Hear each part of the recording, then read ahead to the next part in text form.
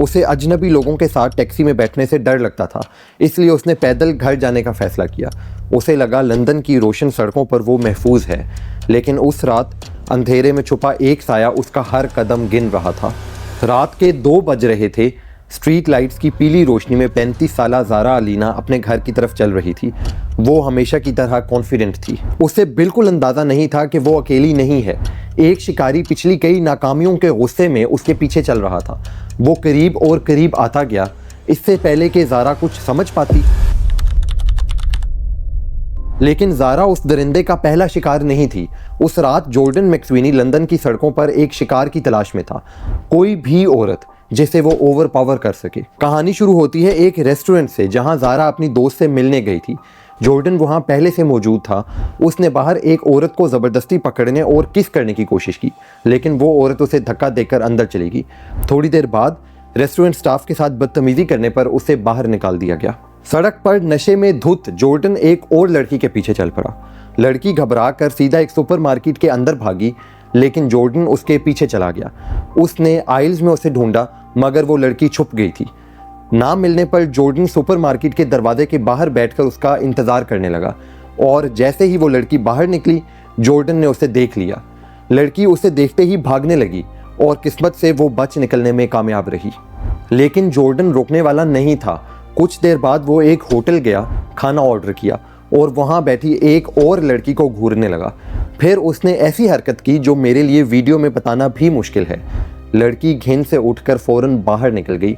Jordan भी फ़ौरन उसके पीछे भागा, मगर वो भी बच गई। हर 2 मिनट बाद उसकी नज़र किसी नए शिकार पर जाती। सोचिए, अगर ज़ारा ना होती तो कोई और औरत उसका शिकार होती।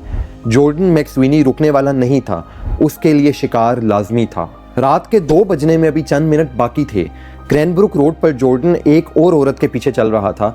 सड़क के दूसरी तरफ 2 आदमी ये सब देख रहे थे, लेकिन वो खामोश खड़े रहे। उन्होंने कुछ नहीं किया, बस अंधेरे में तमाशा देखते रहे। जॉर्डन ने अपने कदम तेज किए और उस औरत से आगे निकल गया। फिर अचानक उसने एक्टिंग की जैसे वो किसी घर में घुसने वाला हो। दरवाजे के पास रुककर वो एक साए की तरह छुप गया, ताकि वो औरत आएगी और वो उस पर हमला करेगा। लेकिन किस्मत उस औरत के साथ थी। उसका घर उसी गली के करीब था। वो जॉर्डन के जाल में फंसने से पहले ही अपने दरवाजे के अंदर घुस गई, महफूज बस कुछ कदम दूर। जॉर्डन अंधेरे में अकेला खड़ा रह गया, नाकाम और गुस्से से कांपता हुआ। हर नाकामी जॉर्डन को और गुस्सा दिला रही थी।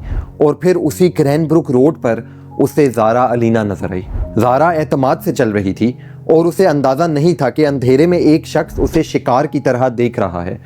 जॉर्डन पहले तो कुछ फासले पर उसके पीछे चलता रहा, फिर आहिस्ता आहिस्ता उसने अपनी रफ्तार बढ़ाई। फासला कम होता गया और वो ज़ारा से सिर्फ चंद कदम दूर था, एक साए की तरह। और ज़ारा इस सब से बेखबर थी, उसे कदमों की आवाज़ तक सुनाई नहीं दी। और फिर एक झटका, जॉर्डन ने उसे पीछे से दबोच कर ज़मीन पे दे मारा। वो उसे बालों से घसीटते हुए एक घर के ड्राइववे तक ले गया अंधेरे में। उसने ज़ारा पर अपने हाथों से हमला किया, कोई हथियार नहीं, सिर्फ वहशत। वो उसे मारता रहा, उसका गला घोंट कर मारने की कोशिश करता रहा। ज़ारा ने बहुत मुकाबला किया, लेकिन वो उससे कहीं ज़्यादा ताकतवर था।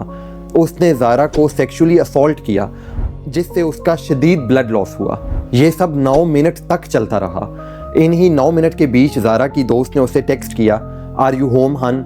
वो टेक्स्ट ज़ारा ने कभी नहीं देखा। जाने से पहले जॉर्डन ने उसकी चीज़ें चोरी की और फिर ऐसे चला गया जैसे कुछ हुआ ही ना हो। जॉर्डन ने ज़ारा का फ़ोन, वॉलेट और कपड़े उसी गली में इधर उधर फेंक दिए। शायद वो चाहता था कि सबूत मिल जाएं। कुछ ही देर बाद 2 कपल्स ने ज़ारा को ड्राइववे में ज़ख्मी हालत में देखा। उसका सांस बहुत मुश्किल से चल रहा था। हॉस्पिटल पहुंचने तक बहुत देर हो चुकी थी। ज़ारा के जिस्म पर 46 अलग अलग जख्म थे। सुबह 9:58 पर उसकी मौत हो गई। पुलिस के लिए केस साफ था।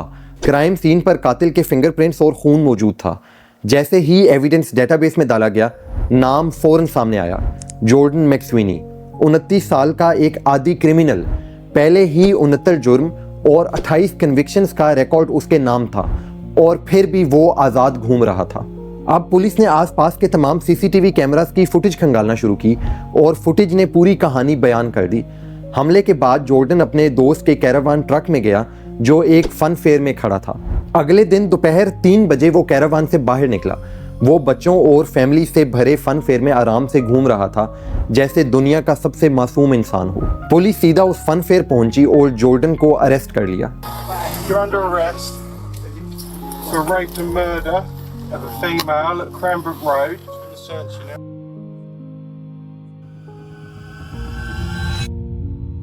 पुलिस स्टेशन में इंटेरोगेशन के वक्त वो जमाइयाँ ले रहा था।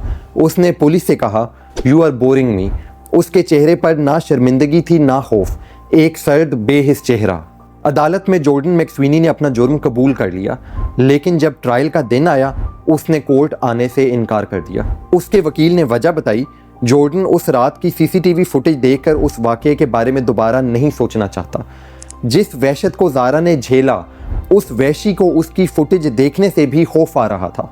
वो एक बुज़दिल की तरह अपने सेल में छुपा रहा। जॉर्डन मैक्सवीनी को कम से कम 38 साल के लिए उम्र कैद सुनाएगी। ज़ारा वापस नहीं आएगी, उसकी कहानी ख़त्म हो गई, मगर उसका मिशन अभी बाकी है।